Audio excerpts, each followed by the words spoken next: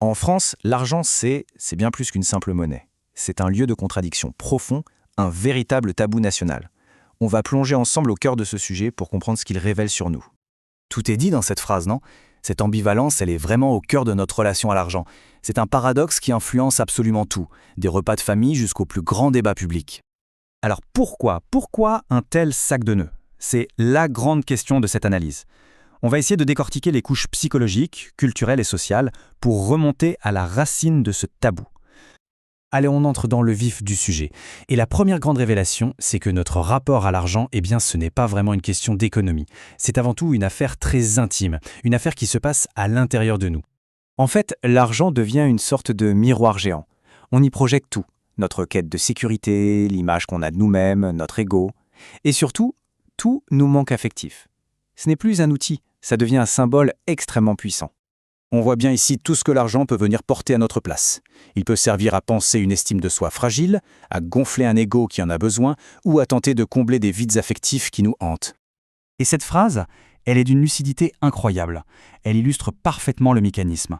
Le manque d'être, c'est-à-dire le manque de réconfort, de reconnaissance, se transforme en une soif insatiable d'avoir. La richesse matérielle devient alors une quête désespérée pour calmer une faim qui n'est pas matérielle du tout.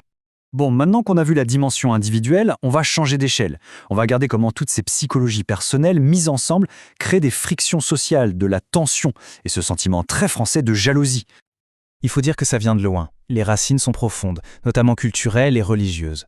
En France, la tradition catholique a souvent vu la richesse comme quelque chose de suspect, de potentiellement corrupteur, alors qu'une certaine forme de pauvreté était associée à la vertu.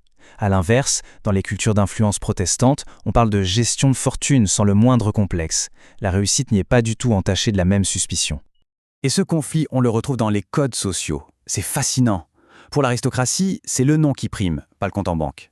Pour la bourgeoisie, l'argent sans les codes, c'est vulgaire. Et les nouveaux riches, fiers de leur parcours, ne voient pas pourquoi ils devraient cacher leur réussite. Résultat, chaque groupe se juge, créant une énorme agressivité souterraine. Et le mot-clé, au fond de tout ça, c'est la jalousie. C'est vraiment un trait marquant de notre culture. Et ça commence dès la cour de récré. Le bon élève, c'est le faillot, on le regarde de travers. Au lieu de voir la réussite comme une source d'inspiration, on l'aperçoit trop souvent comme une sorte de trahison. Jusqu'ici, on a parlé de concepts, de psychologie sociale, mais cette relation dysfonctionnelle à l'argent, elle a des conséquences bien réelles.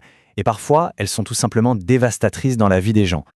Pour que ce soit bien concret, prenons l'exemple de Sophie. Son témoignage met en lumière une face particulièrement sombre du rapport à l'argent, ce qu'on appelle la violence économique. Le processus est absolument insidieux. Le conjoint de Sophie dépensait de manière compulsive, et c'est elle, avec son salaire, qui devait tout compenser. Pendant qu'elle s'épuisait à rembourser une dette, une autre s'accumulait, comme la facture d'électricité. C'est un engrenage infernal, un piège qui se referme. Et pour Sophie, cette situation de surendettement, ce labyrinthe sans fin, ça fait plus de 15 ans que ça dure. 15 ans! Cette citation résume le poids psychologique écrasant de l'insécurité financière.